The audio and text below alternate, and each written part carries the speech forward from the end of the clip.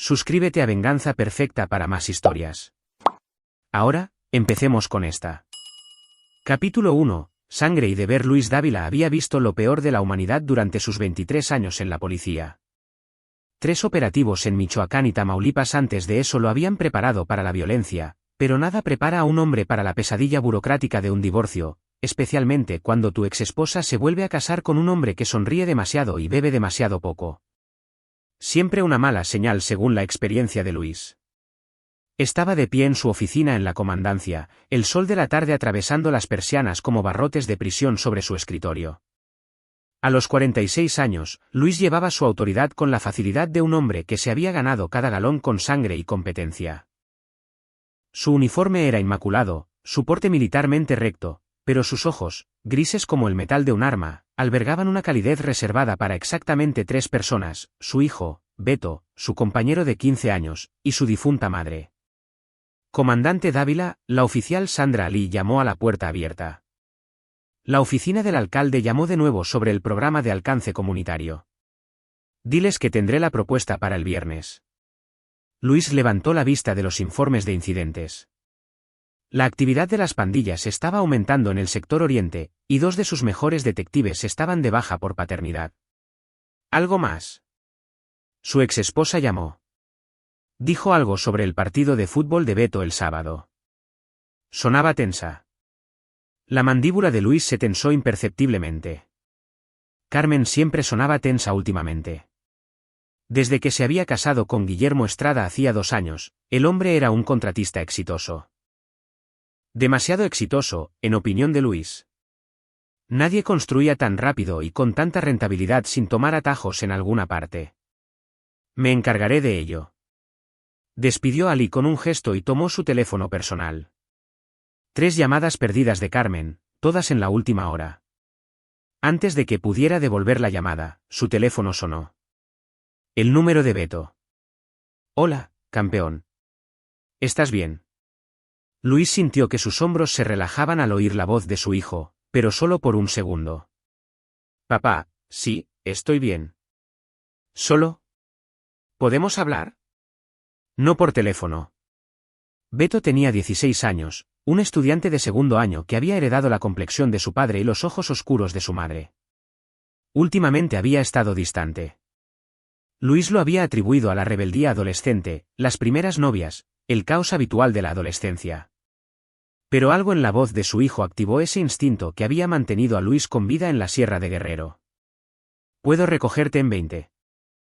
¿En el lugar de siempre? No. La voz de Beto bajó.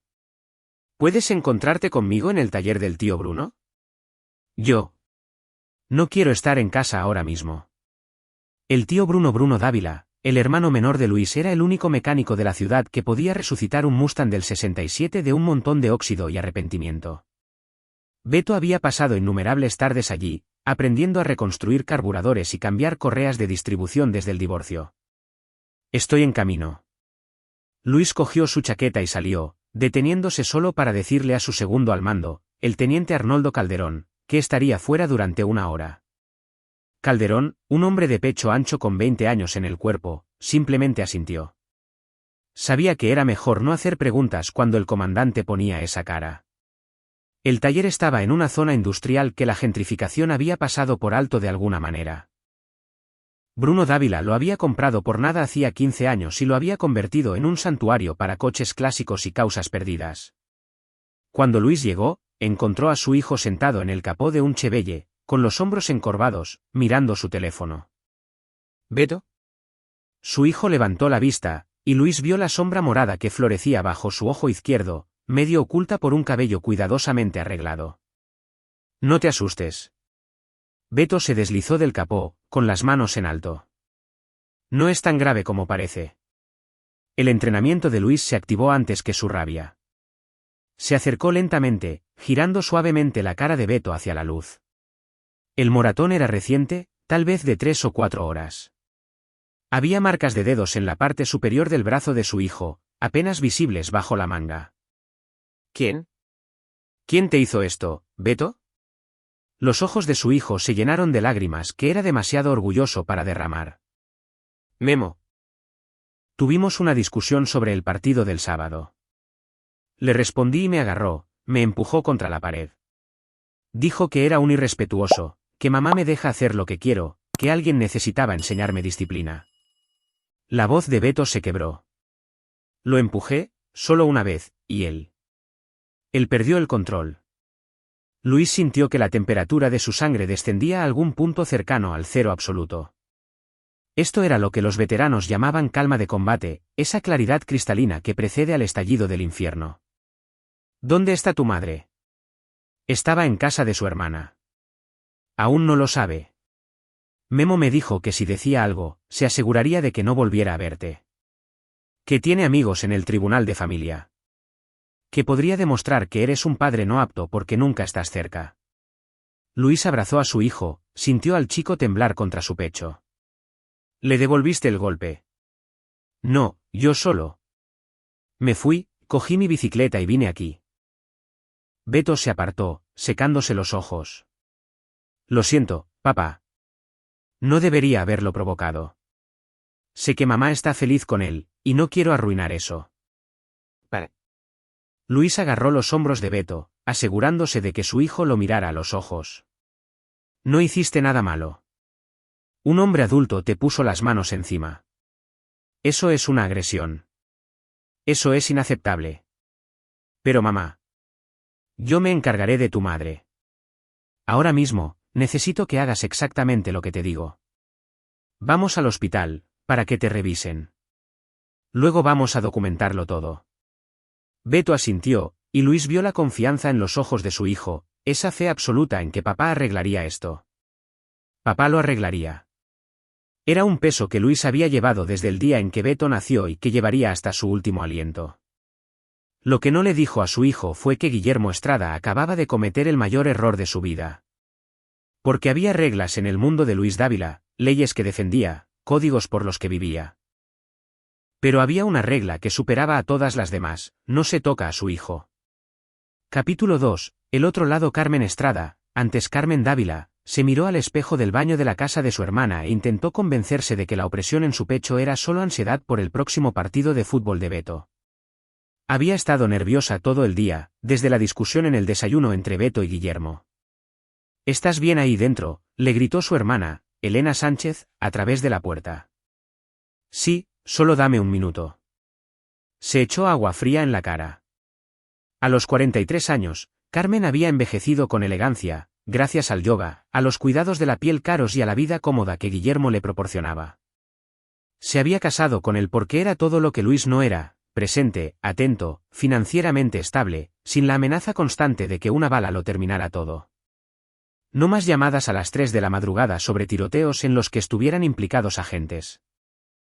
No más esperas, preguntándose si hoy sería el día en que se convertiría en viuda.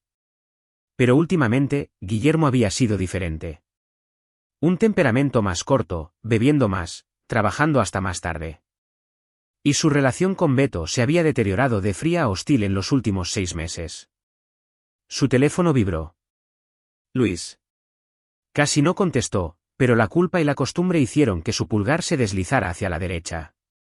Carmen, ¿dónde estás? En casa de Elena. ¿Por qué? ¿Qué pasa? Lo oyó inmediatamente, ese tono que Luis usaba cuando apenas contenía su furia. ¿Cuándo fue la última vez que viste a Beto? Su corazón se detuvo. Esta mañana. Hacia las 7:30. ¿Por qué, Luis? ¿Qué ha pasado? Tu marido ha pasado. Guillermo le puso las manos encima a nuestro hijo, Carmen. Beto tiene moratones. En la cara, en los brazos. ¿Quieres decirme cuánto tiempo lleva pasando esto? El baño se tambaleó. Eso es. No. Guillermo no lo haría. Beto debe haberse metido en una pelea en el colegio. Beto me lo contó todo. Y antes de que acuses a nuestro hijo de mentir, estoy viendo las pruebas ahora mismo. Estamos en el hospital general. Deberías venir. Colgó. Carmen se quedó mirando el teléfono, su mundo perfecto agrietándose como un parabrisas tras el impacto de una piedra. Guillermo se había frustrado con Beto. Sí, el chico podía ser difícil, malhumorado, irrespetuoso. ¿Pero violencia física? Ese no era el hombre con el que se había casado. Ese no era el hombre que le llevaba café a la cama todos los domingos, que había renovado su cocina con sus propias manos, que le había prometido darle la estabilidad que Luis nunca pudo. ¿Elena? Salió corriendo del baño. Tengo que irme. Es Beto. El trayecto hasta el Hospital General duró 15 minutos que parecieron horas. Intentó llamar a Guillermo 3 veces, directamente al buzón de voz. Cuando finalmente llegó a la sala de urgencias, encontró a Luis en la sala de espera, todavía de uniforme, irradiando esa intensidad controlada que una vez la había hecho sentir segura y que ahora solo la hacía sentir pequeña. ¿Dónde está? Haciéndose radiografías. El médico quiere descartar una fractura del hueso orbital. Luis se levantó, y ella recordó visceralmente lo imponente que era físicamente, 1,88 metros, 90 kilos de músculo tenso y violencia apenas reprimida. ¿Quieres explicarme cómo no te diste cuenta de que tu marido estaba abusando de nuestro hijo? No. La voz de Carmen tembló. No te atrevas a hacer que esto suene como si yo lo supiera. Si Beto tenía problemas, debería habérmelo dicho. Lo intentó. Hace 3 semanas, ¿recuerdas? Cuando pidió pasar los días de semana conmigo y solo los fines de semana en tu casa. Le dijiste que estaba siendo dramático, que necesitaba adaptarse. Ella había dicho eso. El recuerdo le provocó náuseas. Apareció una enfermera. Señora Estrada, su hijo está listo para verla. Carmen pasó corriendo junto a Luis, junto al juicio en sus ojos, y encontró a Beto en una zona de examen con cortinas. El moratón se veía peor bajo la luz fluorescente, un morado intenso que se extendía desde el pómulo hasta la cuenca del ojo. Pero fue la caída derrotada de sus hombros lo que le rompió el corazón. ¿Karine? Mamá. La voz de Beto era plana. Papá te lo ha contado. Me contó su versión. Quiero oír la tuya. Le tendió la mano, pero él la apartó. Le respondí a Memo sobre el partido del sábado. Dije que quería que papá estuviera allí, no él. Me agarró del brazo, me empujó contra la pared, me dijo que era un mocoso malagradecido. Lo empujé. Me pegó un puñetazo. Beto finalmente la miró. Esa es mi versión. ¿Vas a creerme o vas a poner excusas por él como siempre haces? ¿Siempre? Beto, ¿de qué estás hablando? Los empujones. Los agarrones. Los nombres que me llama cuando no estás en la habitación. La forma en que revisa mi teléfono, mi mochila, controla todo lo que hago. Llevo meses diciéndote que algo va mal, pero no quieres verlo. Estás tan feliz de tener a tu marido perfecto en tu casa perfecta que no te importa lo que me haga a mí. Cada palabra era un cuchillo. Carmen sintió las lágrimas correr por su rostro. Beto, te juro que no lo sabía. Sí, bueno, ahora lo sabes. Las cortinas se abrieron de golpe. Luis y un médico entraron, seguidos por una mujer con una chaqueta y una placa del DIF prendida en el cinturón. La presencia de la trabajadora social hizo que todo fuera terriblemente real. Señora Estrada, soy Verónica Salas del DIF. Necesito hacerle algunas preguntas sobre su hogar. La siguiente hora fue un torbellino de interrogatorios, informes médicos y la lenta y agonizante comprensión de que le había fallado a su hijo, no había visto lo que estaba sucediendo bajo su propio techo, no lo había protegido del hombre que había traído a sus vidas. Cuando todo terminó, Beto fue entregado a la custodia de Luis, a la espera de una investigación. Temporal, dijo la trabajadora social, pero la mirada que Luis le dirigió prometía que esto era permanente. Carmen, la detuvo Luis mientras caminaba hacia su coche. Tienes que decidir ahora mismo qué es más importante, tu matrimonio o tu hijo. Porque ya no puedes tener ambos. Los vio alejarse, a Luis y Beto en su camioneta, la cabeza del niño contra la ventana, la mano de su exmarido en el hombro de su hijo, y sintió como los cimientos de su vida cuidadosamente construida se desmoronaban.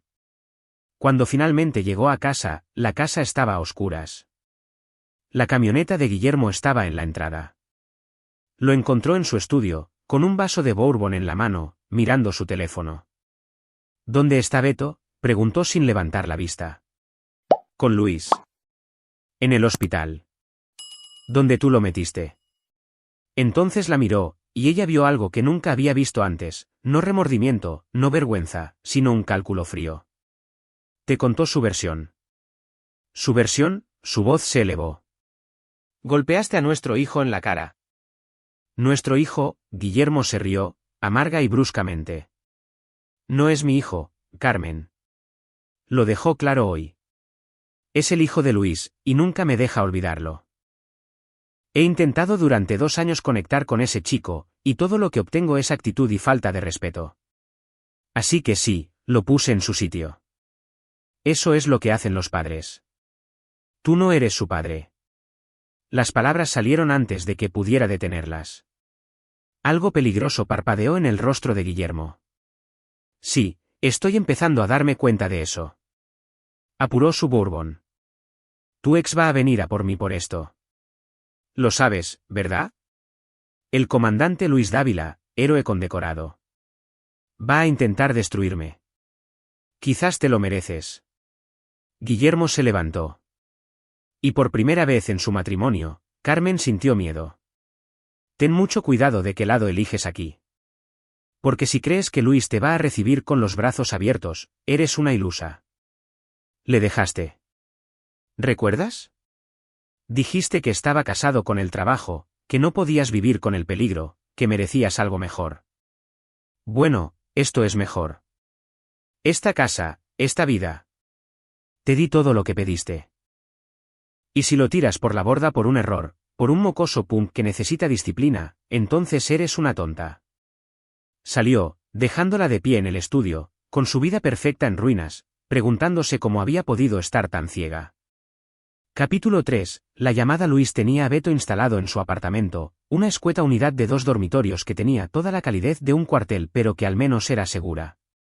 Su teléfono sonó a las 10:37 de la noche, número desconocido. Su instinto le dijo que respondiera. ¿Dávila? Comandante Dávila, soy el sargento Ramiro Mireles de la Comandancia Poniente. Yo, Tengo a su hijo aquí. La sangre de Luis se heló. Beto estaba a 6 metros de distancia en el sofá, envuelto en una manta y fingiendo ver la televisión. ¿De qué está hablando? Mi hijo está aquí mismo. Señor, tengo a un Beto Dávila, de 16 años, que dice que usted es su padre. Fue traído hace 1 hora. Su padrastro presentó una denuncia. Agresión, destrucción de la propiedad. El chico está en la sala de interrogatorios B, y pregunta por usted. El mundo se ralentizó. Luis miró a Beto en el sofá, luego de nuevo a su teléfono. Sargento Mireles, voy a preguntarle una vez. Describa al chico que tiene. Alrededor de 1,8 metros, pelo castaño, tiene un moratón en la cara. Estaré allí en 20 minutos. Nadie habla con mi hijo sin que yo esté presente. ¿Entendido? Sí, señor. Comandante, debo decirle que el padrastro también está aquí. Guillermo Estrada. Insiste bastante en que presentemos cargos.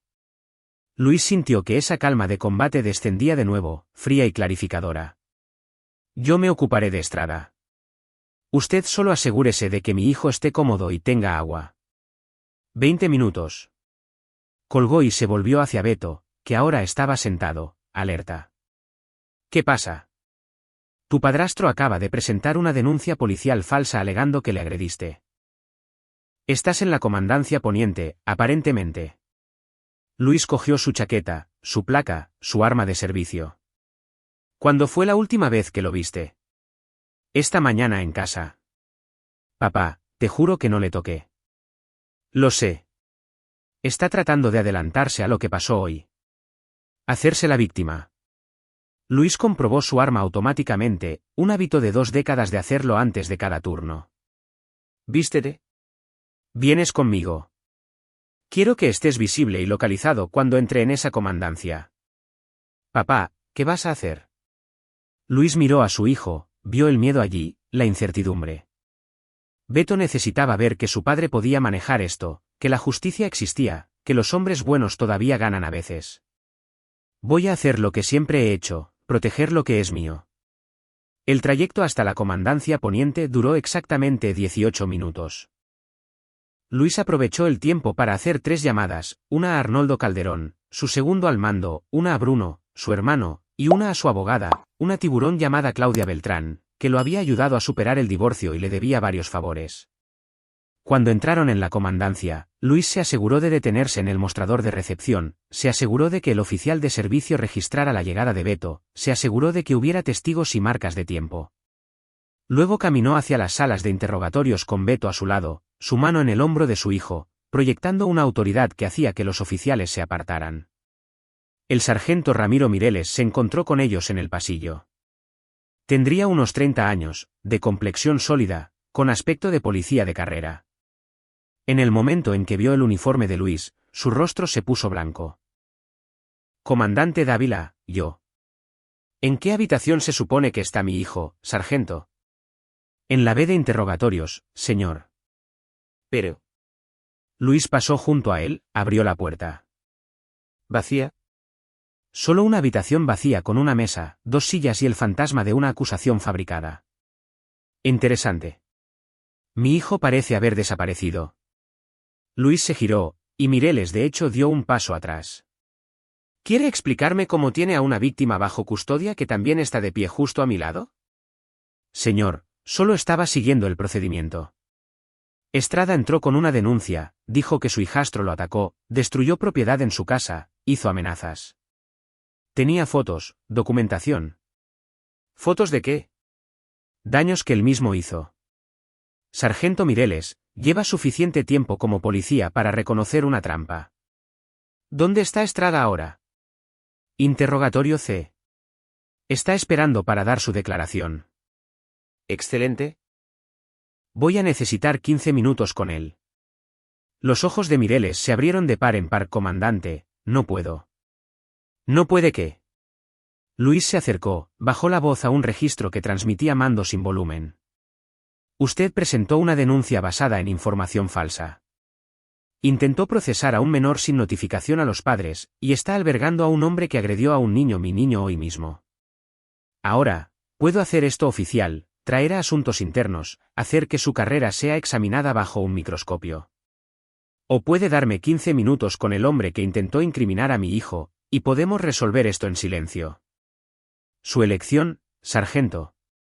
Mireles miró a Beto, al moratón que ahora era imposible de ignorar bajo la dura iluminación de la comandancia, y algo cambió en su expresión.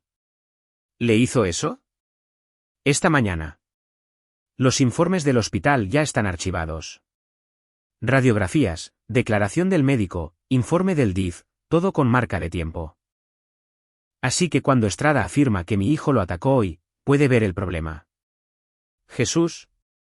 Mireles se pasó una mano por el pelo. Comandante, no lo sabía. Entró muy profesional, tenía su historia bien armada, parecía creíble. Es contratista. Es bueno construyendo fachadas. Luis suavizó su tono fraccionalmente. Usted no tiene la culpa aquí, Ramiro. Pero va a ayudarme a arreglarlo. Lleve a Beto a su oficina. Dele café, algo de comer.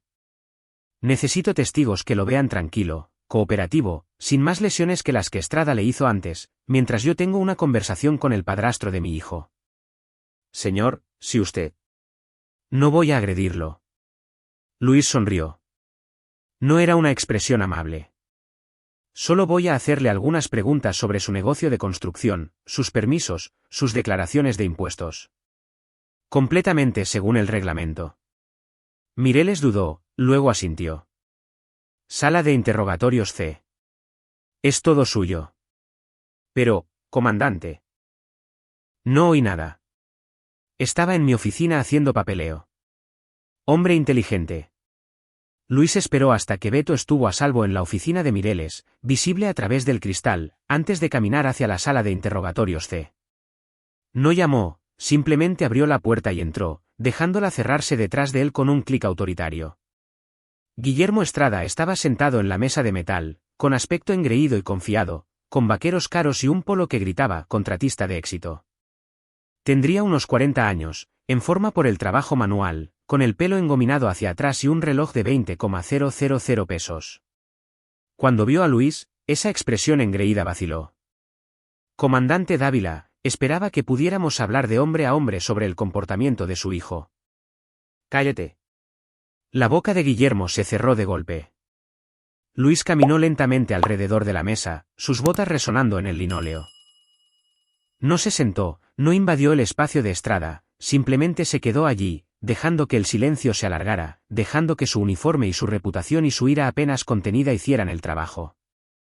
Le pusiste las manos encima a mi hijo, dijo finalmente Luis, con voz conversacional. Luego intentas encubrirlo presentando una denuncia falsa. Eso es agresión a un menor y presentación de una denuncia policial falsa. Son delitos graves, Guillermo. Él me atacó. Beto estuvo conmigo toda la tarde.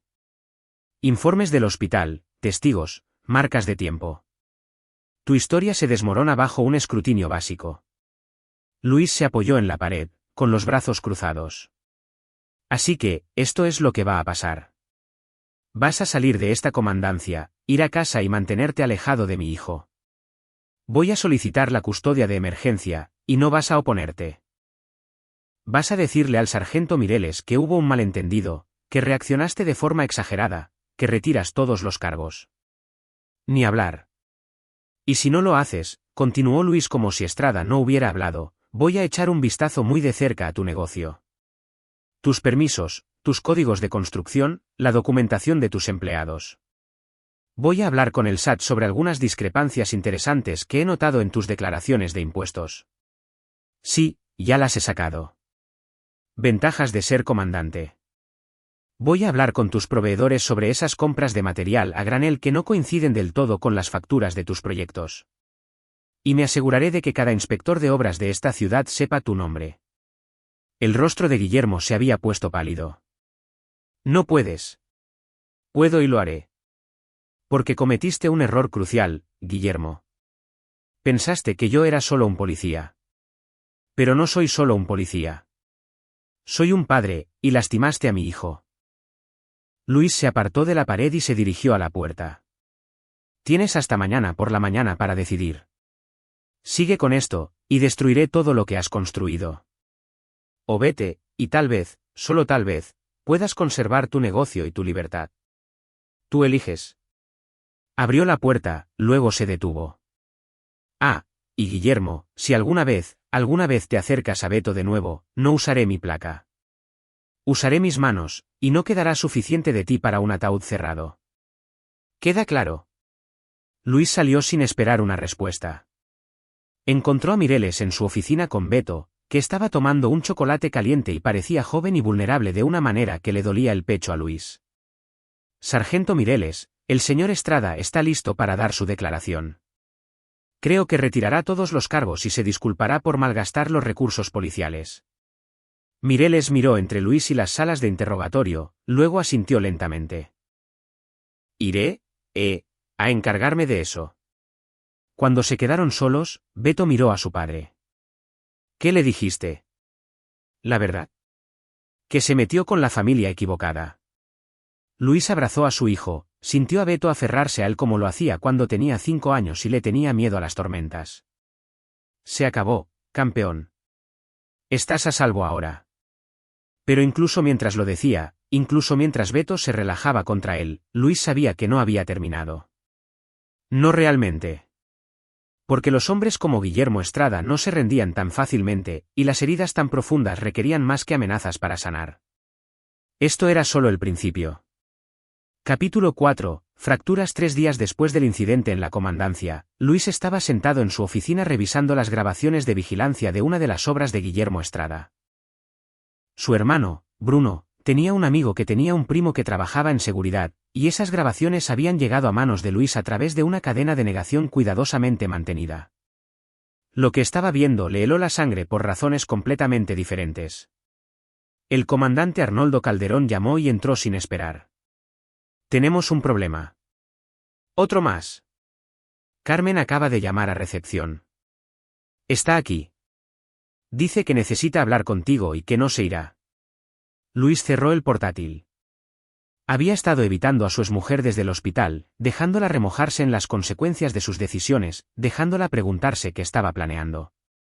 Pero tal vez era hora de esa conversación. Encontró a Carmen en el vestíbulo, y verla lo dejó helado. Había perdido peso en 3 días, tenía ojeras que el maquillaje no podía ocultar del todo, y llevaba pantalones de yoga y una sudadera en lugar de su habitual atuendo cuidadosamente seleccionado. Luis, su voz se quebró. Por favor, necesito hablar contigo. Le hizo un gesto hacia una sala de conferencias y esperó a que estuvieran solos. ¿Qué quieres, Carmen? Quiero recuperar a mi hijo. Las lágrimas corrían por su rostro. Quiero explicar, disculparme. ¿Quiere? ¿Tú quieres? ¿Y qué hay de lo que Beto quiere? ¿Le has preguntado? No contesta mis llamadas, no responde a mis mensajes. Fui a tu apartamento y ni siquiera se acercó a la puerta. Sí, eso es lo que pasa cuando eliges a tu marido por encima de tu hijo. Yo no elegí. Se detuvo, respiró. Vale, sí lo hice. Elegí mal. Fui ciega y estúpida, y le fallé. Pero Luis, también es mi hijo. Tengo derechos. Derechos que casi perdiste cuando tu marido lo mandó al hospital. Luis mantuvo su voz nivelada, profesional. El DIF sigue investigando. La custodia de emergencia es temporal, pero voy a solicitar una modificación permanente. Beto no se siente seguro en esa casa, y no voy a enviarlo de vuelta. ¿Y si dejo a Guillermo? La pregunta quedó flotando en el aire. Luis estudió a su exmujer, buscando manipulación, estrategia. Solo encontró desesperación. ¿Lo has hecho? Todavía no, pero lo estoy pensando. La casa está a nombre de los dos. El negocio es suyo, pero podría. Pensándolo. Luis se rió, amargamente. Estás pensando en dejar al hombre que agredió a tu hijo. Ahí es donde estamos. No es tan simple. Estamos casados. Tenemos bienes en común. No puedo simplemente abandonar 2 años de mi vida. Beto, son 16 años de tu vida, y todavía estás dudando. Se levantó. Voy a hacértelo simple, Carmen. ¿Quieres estar en la vida de Beto? ¿Quieres que conteste tus llamadas? Entonces demuestra que has cambiado. Deja a Estrada. Ve a terapia. Pasa cada día recuperando la confianza que destruiste. Pero hasta entonces, hasta que vea un cambio real y no solo palabras, mantente alejada de él. Porque ya ha pasado por suficiente. No puedes alejarme de mi hijo. Mírame. Salió, la dejó sentada allí, y no sintió ninguna satisfacción en su dolor, solo un profundo cansancio por lo enredado que se había vuelto todo. De vuelta en su oficina, abrió de nuevo el portátil. Las imágenes de vigilancia mostraban algo interesante: Guillermo Estrada reuniéndose con 3 hombres con cascos en una obra en la zona oriente. La misma obra donde, según los permisos, no se suponía que hubiera ninguna construcción hasta dentro de 2 semanas. La misma obra donde, según las pesquisas de Luis, las inspecciones de edificios habían sido misteriosamente aprobadas a pesar de evidentes violaciones del código. Su teléfono sonó. Claudia Beltrán, su abogada. Luis, tenemos un problema. Estrada está presentando una contrademanda por difamación y acoso. Afirma que lo amenazaste en la comandancia, que estás abusando de tu posición para intimidarlo. Y va a presentar una queja de ética ante el departamento. ¿Qué ha hecho qué? Se pone peor. Afirma que Beto ha sido violento en casa durante meses, que tú has estado instruyendo al chico para que mienta, y que todo es una jugada por la custodia de tu parte. Tiene documentación, mensajes de texto, fotos, declaraciones de testigos de los vecinos. Luis sintió un hielo instalarse en sus entrañas. Ha estado planeando esto desde antes de golpear a Beto. Probablemente. Este tipo es listo, Luis. Sabía que irías a por él, así que construyó una defensa por adelantado. Tenemos que ser muy, muy cuidadosos aquí. Después de que ella colgara, Luis se sentó en la oscuridad de su oficina y se dio cuenta de que había subestimado a Guillermo Estrada. El hombre no era solo un maltratador cubriendo sus huellas, era un depredador que había estado orquestando todo este escenario. Quizás desde el principio. La pregunta era por qué. Esa noche, después de que Beto se durmiera, Luis pidió un favor a un viejo compañero del ejército que ahora trabajaba en investigación privada. En 1 hora, tenía un informe preliminar sobre Guillermo Estrada que hizo que todo encajara: 3 matrimonios anteriores, 2 órdenes de alejamiento, ambas selladas, una quiebra hacía 7 años, justo antes de empezar su negocio de construcción, y un expediente juvenil sellado de cuando Estrada tenía 17 años. Luis sabía que los expedientes sellados permanecían sellados por buenas razones. Pero también conocía a gente que podía abrirlos, extraoficialmente, sin hacer preguntas. Le costaría, quizás incluso le costaría su placa si salía a la luz. Pero su hijo era más importante que su carrera. Hizo la llamada. Capítulo 5. Revelaciones. El archivo llegó por correo electrónico encriptado a las 2:47 de la madrugada. Luis todavía estaba despierto, lo había estado durante horas, rebuscando en registros públicos y permisos de construcción, tratando de encontrar un hilo que desenredara la vida cuidadosamente construida de Guillermo Estrada. Lo que encontró en ese expediente juvenil sellado le hizo coger el teléfono para llamar a Carmen, y luego detenerse. Porque lo que estaba leyendo no era solo una prueba, era un arma, y necesitaba pensar con mucho cuidado cómo usarla. A los 17 años, Guillermo Estrada, entonces Guillermo Garza, había sido arrestado por agresión contra su padrastro. Los cargos fueron finalmente retirados, el expediente sellado, pero los informes policiales contaban una historia: un adolescente con problemas de control de la ira, un patrón de violencia, acusaciones de acosar a la hija de su padrastro de un matrimonio anterior. La hija tenía 15 años en ese momento. Luis se sintió mal. Miró la puerta cerrada de la habitación de Beto y se preguntó cómo no había visto venir esto. Carmen se había casado con un depredador, y Luis había estado demasiado ocupado enfadado por el divorcio como para investigar adecuadamente al hombre que viviría con su hijo. Su teléfono vibró. Bruno, su hermano. ¿Estás despierto? Sí. ¿Qué pasa? Tienes que venir al taller. Ahora. Beto está aquí. ¿Qué? Se supone que está durmiendo en su habitación. Bueno, no lo está. Vino en bicicleta hace una hora. No me quiere decir por qué, pero está bastante alterado. Tienes que venir. Luis comprobó la habitación de Beto. Vacía, la cama rellena de almohadas en un clásico truco de adolescente. Salió por la puerta en 3 minutos, con el corazón latiéndole con fuerza. ¿Y si Estrada lo había encontrado? Encontró a Beto en la oficina de Bruno, envuelto en una manta que olía a aceite de motor y a café viejo.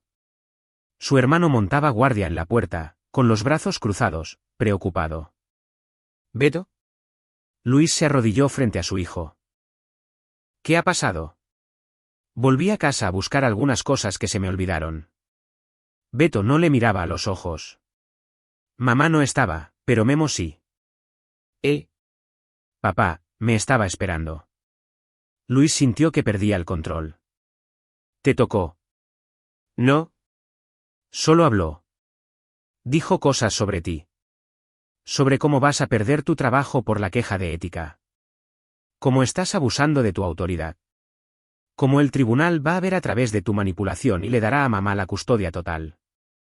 Dijo que no volvería a verte, que debería acostumbrarme a tenerlo como padre, que no eras más que un matón violento con uniforme.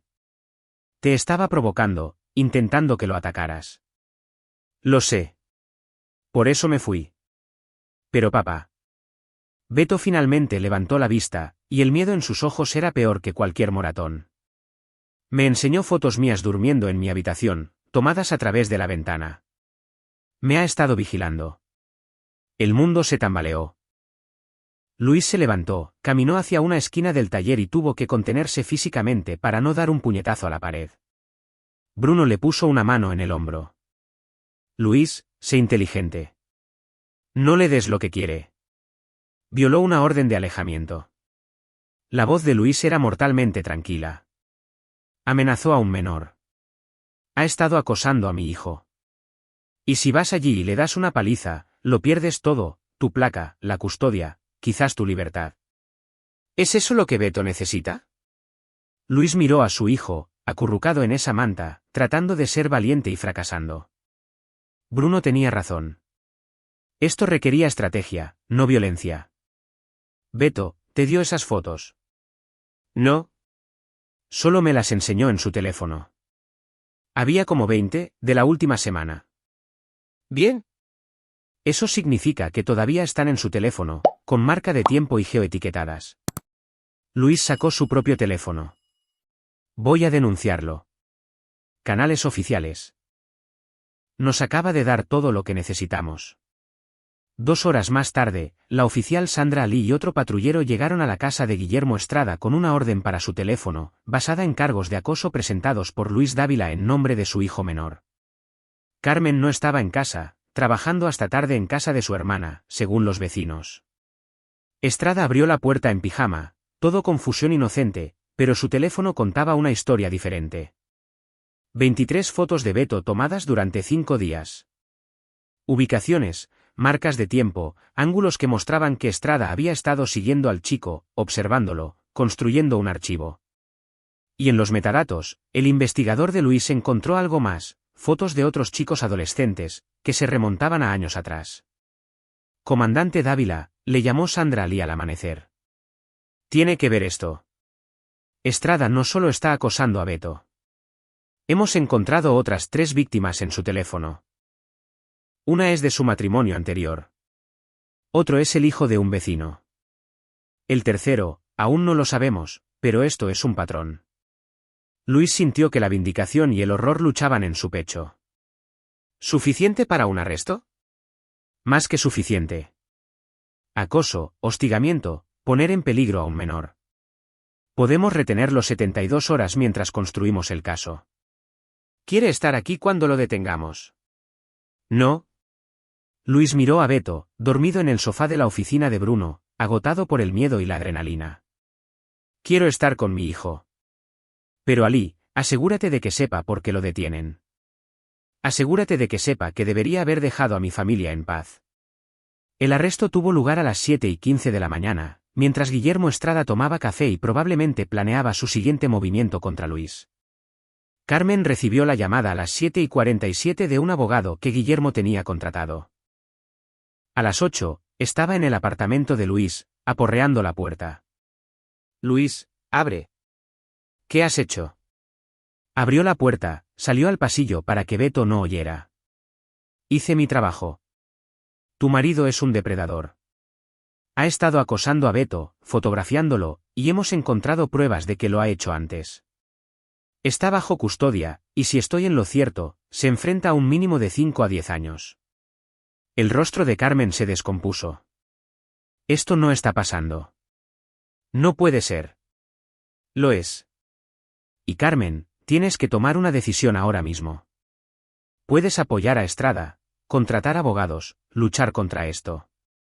O puedes apoyar a tu hijo y ayudarnos a construir el caso. Pero no puedes hacer ambas cosas. Se deslizó por la pared, se sentó en el pasillo del edificio de apartamentos y sollozó. No lo sabía. Te juro por Dios, Luis, no lo sabía. Te creo, pero Beto no, y eso es lo que importa. Se ablandó fraccionalmente. ¿Quieres arreglar esto? Empieza por contarle todo a los fiscales. Cada señal de alerta que ignoraste, cada momento que elegiste a Estrada por encima de Beto. Dales munición para encerrarlo para siempre. Así es como empiezas a recuperar a tu hijo. Ella asintió, con las lágrimas corriendo por su rostro, y Luis no sintió satisfacción, solo una sombría determinación de llevar esto hasta el final. Porque esto no había terminado. Todavía no. Hombres como Estrada tenían planes de contingencia, tenían recursos, tenían abogados que sabían cómo enturbiar las aguas y crear una duda razonable. El arresto era solo el principio. La verdadera guerra estaba a punto de empezar. Capítulo 6. La trampa. Guillermo Estrada pagó la fianza en 48 horas. Su abogado, un hábil operador llamado Tadeo Medina que se especializaba en defender lo indefendible, argumentó que las fotos eran inocentes, que Estrada estaba preocupado por el paradero de su hijastro, que los metadatos eran circunstanciales. La jueza, una mujer cansada a 3 semanas de su jubilación, fijó la fianza en 1,000,000 de pesos y lo liberó con un monitor de tobillo y una orden de alejamiento. Luis recibió la llamada del fiscal, un bulldog llamado Julio Valdés que había encerrado a más depredadores que nadie en la ciudad. Lo siento, Luis. Presioné para que lo mantuvieran en prisión preventiva, pero Medina es bueno. Hizo que Estrada pareciera un padre preocupado. ¿Huirá? Su pasaporte está marcado. Tiene un monitor. Y estamos construyendo el caso. Las otras víctimas están dispuestas a testificar. Eso llevará meses, quizás años. Mientras tanto, está ahí fuera, y sabe que voy a por él. Luis, la voz de Julio contenía una advertencia. No hagas ninguna estupidez. Lo tenemos. Deja que el sistema funcione. Pero Luis había pasado 23 años viendo funcionar el sistema, y conocía sus defectos íntimamente. Sabía cómo se suprimían las pruebas, cómo se intimidaba a las víctimas, cómo los hombres con dinero y buenos abogados salían libres mientras la gente buena sufría. No iba a permitir que eso sucediera. No a Beto. El comandante Arnoldo Calderón apareció en la puerta de la oficina de Luis. Tenemos una situación. Ha llegado un soplo anónimo sobre las obras de Estrada. Afirma que ha estado usando trabajadores indocumentados, ignorando los códigos de seguridad, sobornando a inspectores. Podría no ser nada. O podría ser exactamente lo que necesitamos. Luis cogió su chaqueta. Consígueme una orden para sus registros comerciales. Todo. Nóminas, permisos, informes de inspección. Quiero enterrarlo bajo tantos cargos que nunca vuelva a ver la luz del día. Luis, tío, tienes que tener cuidado. Su abogado ya está gritando acoso. Asuntos Internos te está vigilando. Entonces pueden verme hacer mi trabajo. Luis se dirigió a la puerta, luego se detuvo. Arnoldo, has sido mi compañero durante 15 años. No tienes que seguirme en esto. Si sale mal, no quiero que te veas envuelto en las consecuencias. Calderón se levantó, cogió su propia chaqueta. Ese hijo tuyo solía traer sus proyectos de ciencias a la comandancia. Me enseñó a construir un volcán cuando tenía 8 años. ¿Crees que voy a dejar que un depredador se salga con la suya? Estoy contigo, vaya donde vaya esto. La orden llegó a mediodía. A las 2 de la tarde, Luis tenía un equipo de oficiales en la principal obra de Estrada, el desarrollo de condominios de lujo en la zona oriente que había sido acelerado a través de cada proceso de permisos, cada inspección, cada obstáculo burocrático.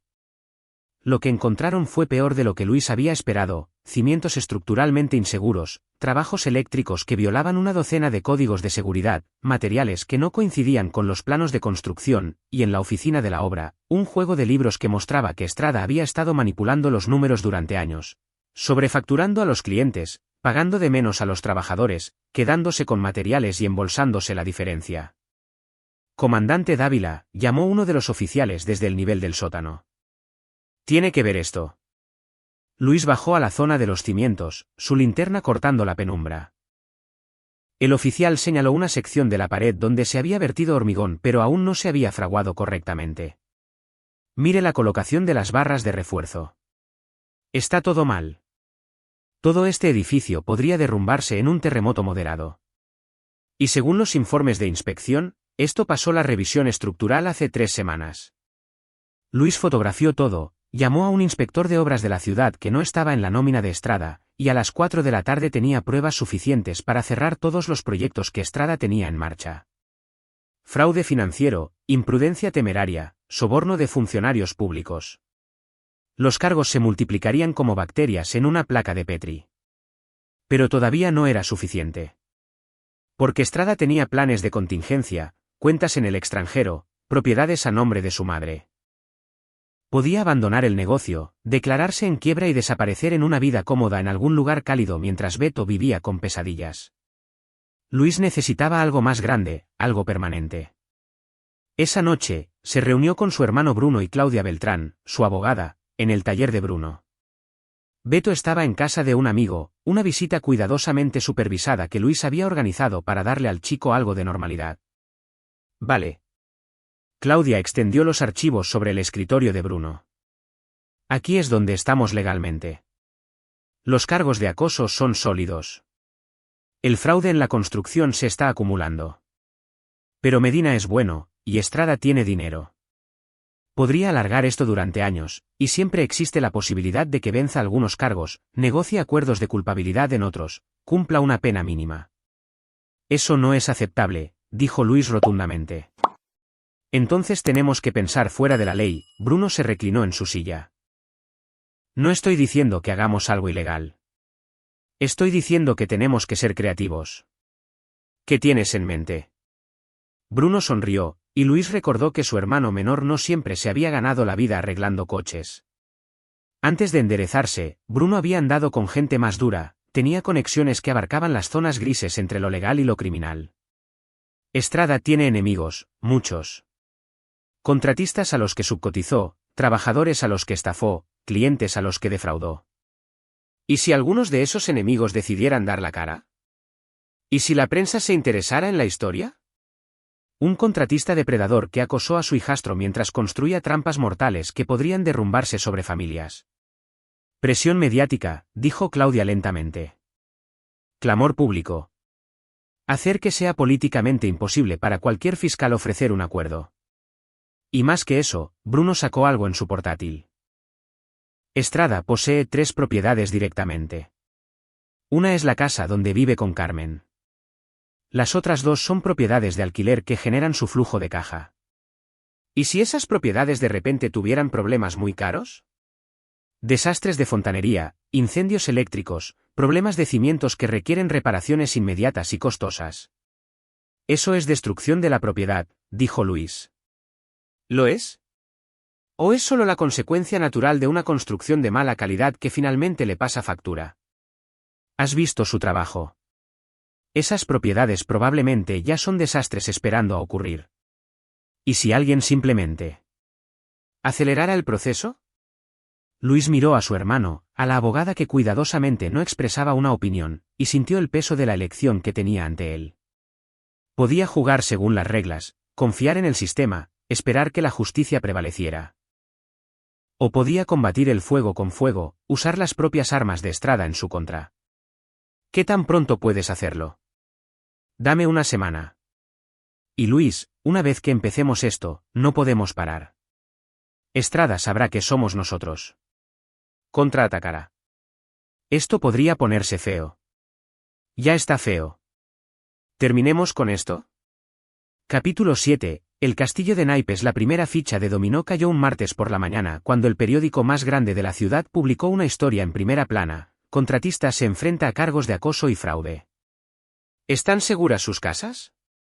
El artículo detallaba el arresto de Guillermo Estrada, las fotos de Beto, y crucialmente, incluía entrevistas con 3 ex empleados que describían violaciones sistemáticas de seguridad, fraude financiero y un patrón de intimidación. Al mediodía, el teléfono de Estrada no paraba de sonar, clientes exigiendo reembolsos, inversores retirando fondos, concejales pidiendo investigaciones. Su imperio cuidadosamente construido se estaba tambaleando. La segunda ficha de dominó cayó esa noche cuando una tubería reventó en su principal propiedad de alquiler, un edificio de 6 unidades que albergaba a 2 familias con niños pequeños. Los daños por agua fueron catastróficos, requiriendo una evacuación inmediata y decenas de miles en reparaciones. El inspector de obras que se presentó encontró tantas violaciones del código que declaró inhabitable toda la estructura. Luis observó desde el otro lado de la calle mientras los inquilinos sacaban sus pertenencias en bolsas de basura, con los rostros agotados y enfadados. Sintió una punzada de culpa por su desplazamiento, pero Bruno ya se había encargado de que fueran contactados por un abogado de derechos de los inquilinos que les ayudaría a demandar a Estrada por condiciones inhabitables. Acabarían mejor. La tercera ficha de dominó fue Carmen. 3 días después del artículo del periódico, solicitó el divorcio y se mudó a casa de su hermana. Llamó a Luis esa noche, con la voz pequeña y rota. Le di todo al fiscal. Cada documento que pude encontrar, cada conversación que recordaba. Julio Valdés dice que es suficiente para añadir fraude financiero a los cargos de acoso. Eso debe haber sido difícil. No tan difícil como enfrentarme a Beto y saber que elegía a ese monstruo por encima de mi propio hijo. Hizo una pausa. ¿Puedo verlo? Solo para tomar un café. Sé que no me lo merezco, pero... Le preguntaré. Sin promesas. Beto aceptó a regañadientes, y Luis lo llevó a una cafetería donde Carmen esperaba, con un aspecto frágil y más mayor de lo que era.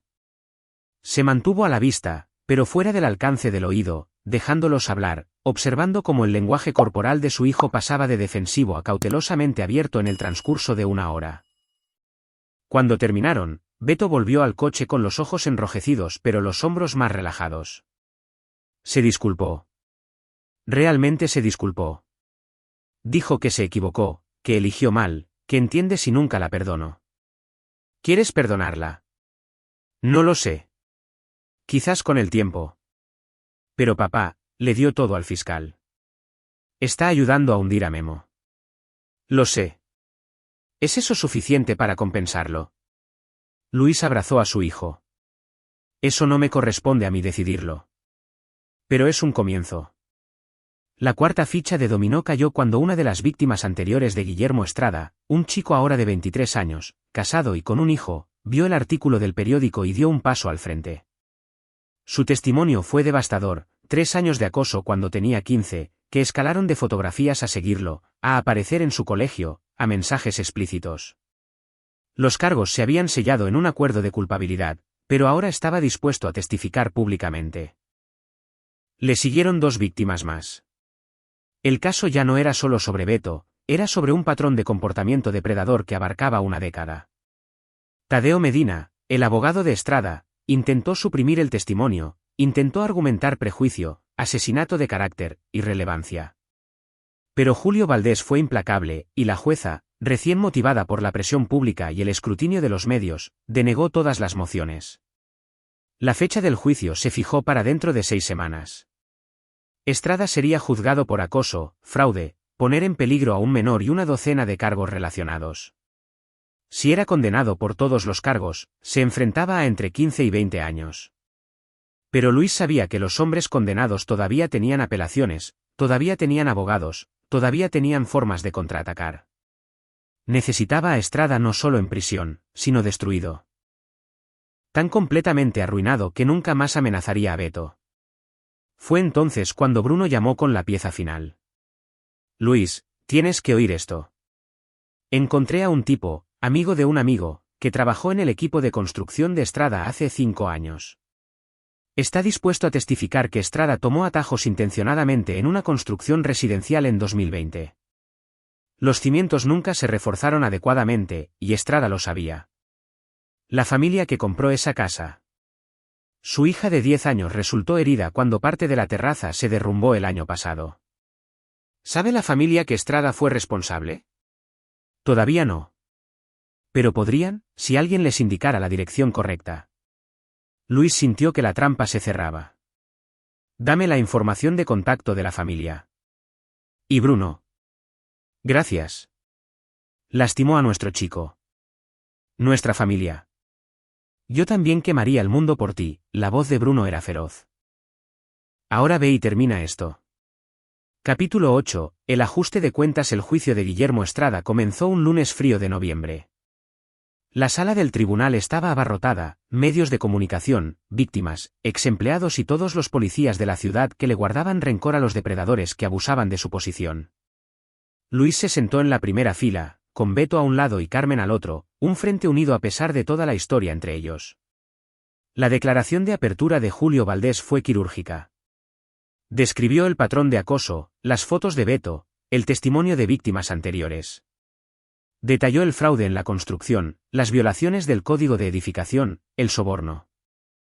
Y luego jugó su última carta, la familia de la niña herida, que demandaba a Estrada en un tribunal civil y estaba dispuesta a testificar sobre la terraza derrumbada, la construcción negligente, la lesión permanente que sufrió su hija.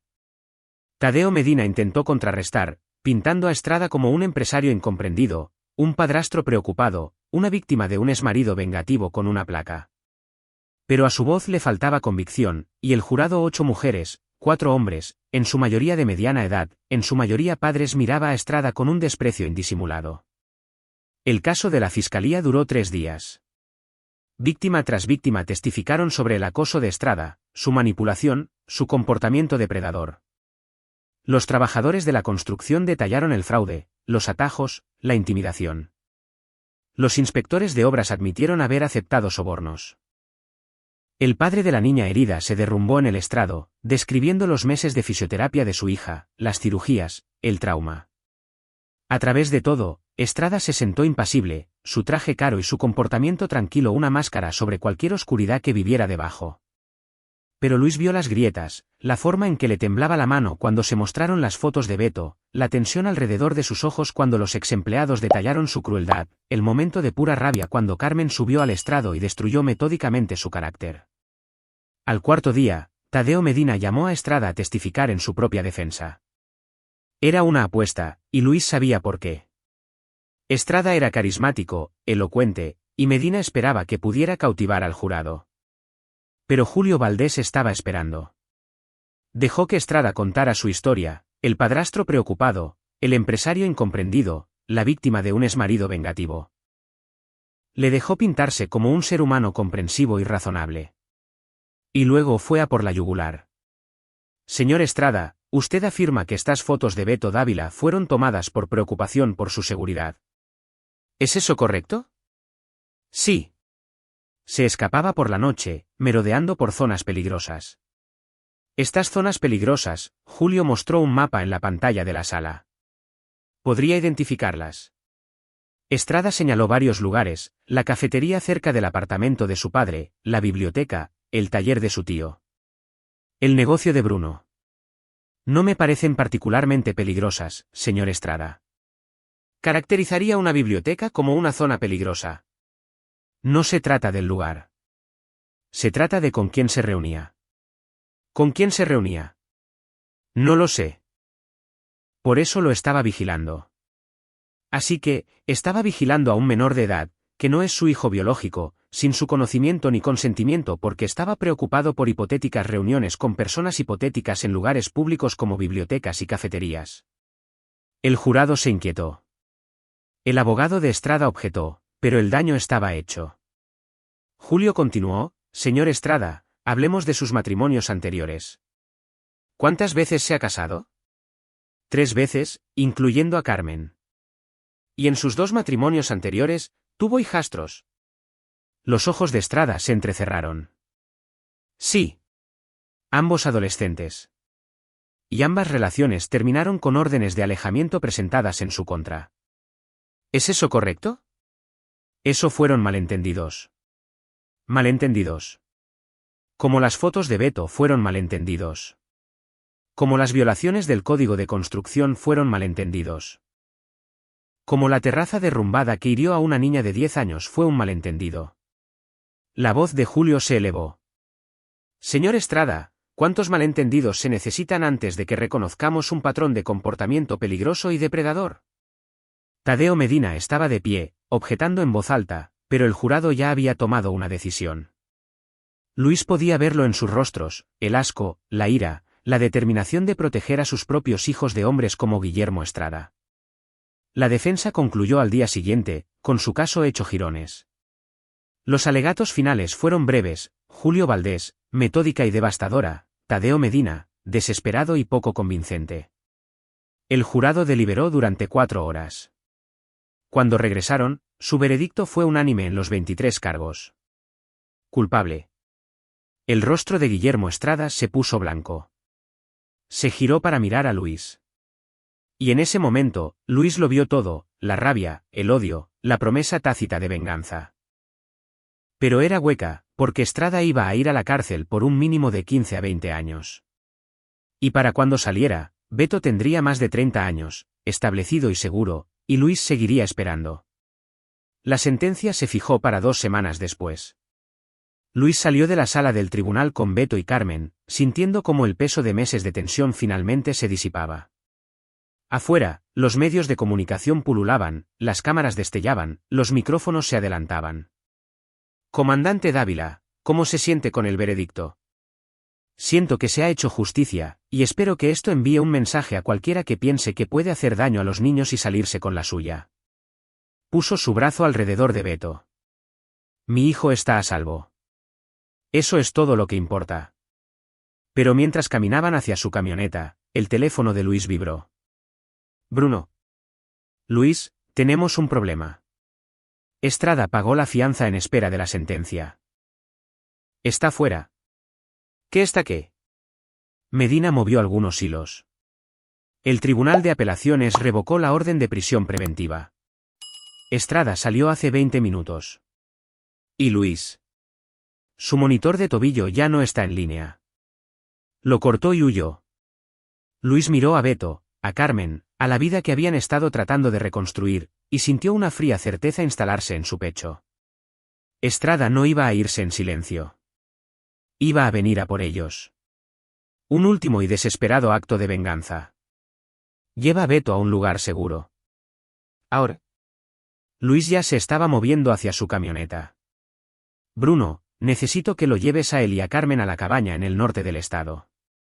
No me digas dónde exactamente. Solo ve. ¿Qué vas a hacer? Lo que debería haber hecho desde el principio. Voy a terminar esto. Capítulo 9. Justicia final. Luis Dávila había cazado hombres antes, en Apatzingán, en Reynosa, en las oscuras calles de los peores barrios de la ciudad. Sabía cómo pensaban los depredadores, cómo se movían, a dónde corrían cuando estaban acorralados. Y sabía que Guillermo Estrada vendría a por el primero. No a por Beto, no a por Carmen, sino a por el propio Luis. Porque Estrada entendía que para herir de verdad a Luis, no lo matabas a él.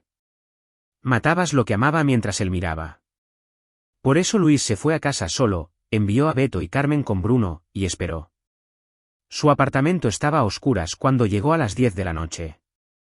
No encendió las luces, simplemente se movió por el espacio familiar, revisando ventanas, estableciendo líneas de visión, preparándose para la guerra. Su arma de servicio estaba bajo llave en la caja fuerte según las regulaciones del departamento. La escopeta que compró para la defensa del hogar no lo estaba. Se sentó en la oscuridad y esperó. Estrada llegó a las 2:17 de la madrugada. Luis oyó las ganzúas trabajando en su puerta, oyó los pasos cuidadosos en el pasillo. Observó cómo Estrada se deslizaba dentro, una sombra contra las sombras, sosteniendo algo que brillaba en la luz ambiental. Un cuchillo, por supuesto. De cerca y personal. Máximo sufrimiento. Sé que estás aquí, comandante. La voz de Estrada era firme, casi conversacional. Sé que Beto no está. Lo enviaste lejos. Inteligente. Pero eso solo significa que podemos tener nuestra conversación sin interrupciones. Luis permaneció en silencio, observando desde su posición en el umbral del dormitorio. Destruiste mi vida. Estrada se movió hacia la sala de estar. Mi negocio, mi matrimonio, mi libertad. Todo porque tu hijo no pudo soportar un poco de disciplina. Todo porque no pudiste aceptar que Carmen me eligiera a mí en lugar de a ti. Acosaste y abusaste de un niño. La voz de Luis vino de la oscuridad. Esto siempre iba a terminar de una manera, Guillermo.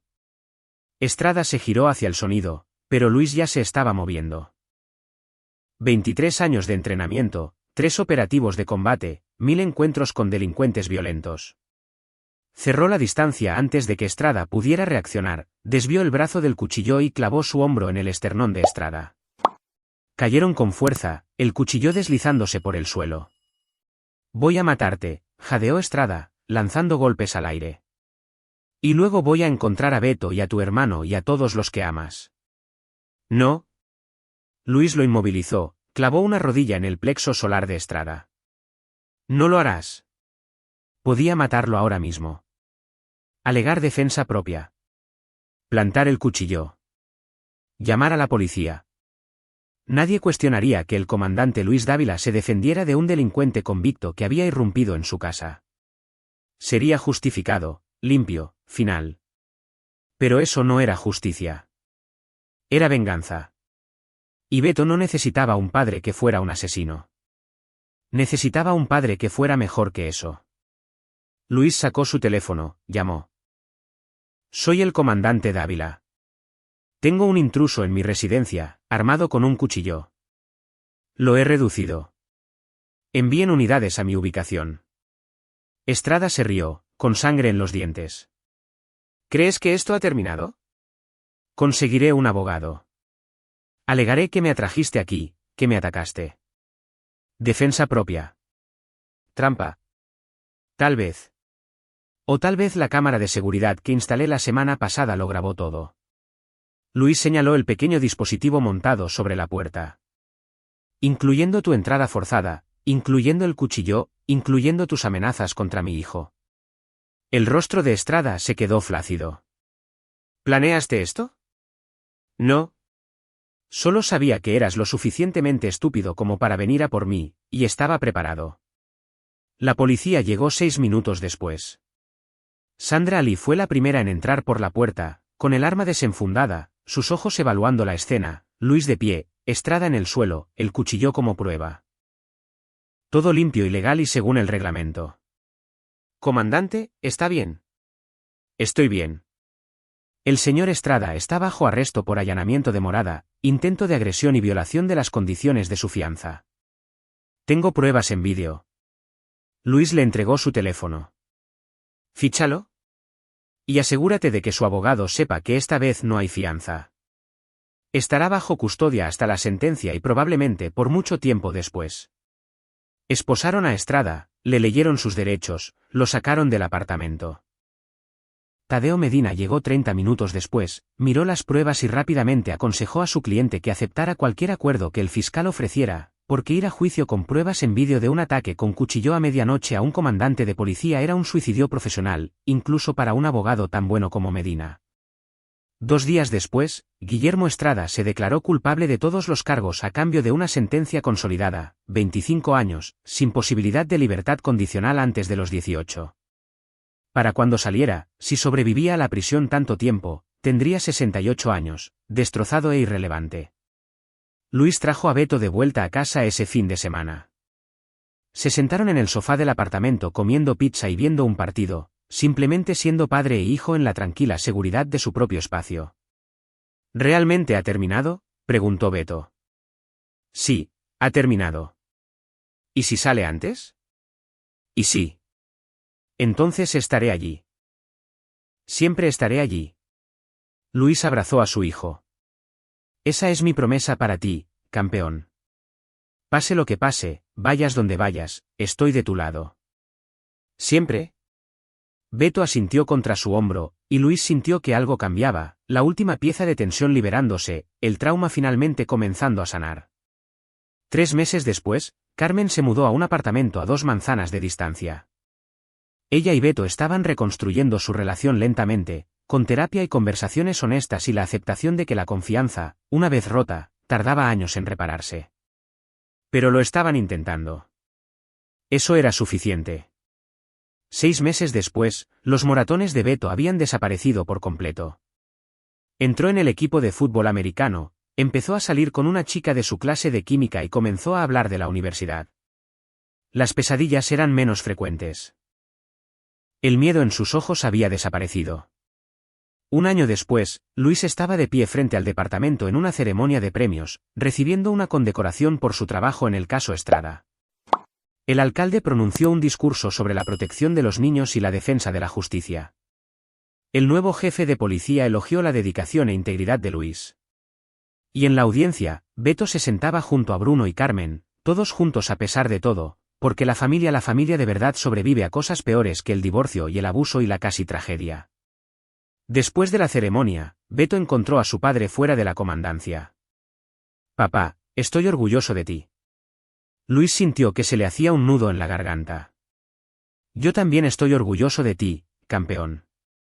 Cada día. Sé que las cosas se pusieron feas. Sé que tuviste que hacer cosas que no fueron fáciles. Pero me protegiste. ¿Hiciste lo correcto? Eso es lo que hacen los padres. Beto lo abrazó, y Luis sostuvo a su hijo, miró hacia el cielo despejado y sintió, por primera vez en 1 año, que todo iba a estar bien.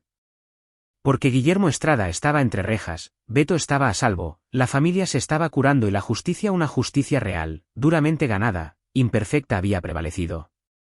No porque Luis hubiera sido el más fuerte o el más despiadado, sino porque había sido lo suficientemente inteligente como para usar la ley, lo suficientemente paciente como para construir un caso, y dispuesto a sacrificar su propio deseo de venganza inmediata en favor de una victoria duradera. Había ganado no convirtiéndose en un monstruo, sino permaneciendo como un hombre, imperfecto, determinado y absolutamente reacio a dejar que el mal ganara. Y al final, eso fue suficiente. Aquí es donde nuestra historia llega a su fin. Comparte tus pensamientos en la sección de comentarios. Gracias por tu valioso tiempo. Si disfrutaste de esta historia, por favor asegúrate de suscribirte a este canal. Eso me ayudaría mucho. Haz clic en el vídeo que ves en la pantalla, y nos vemos.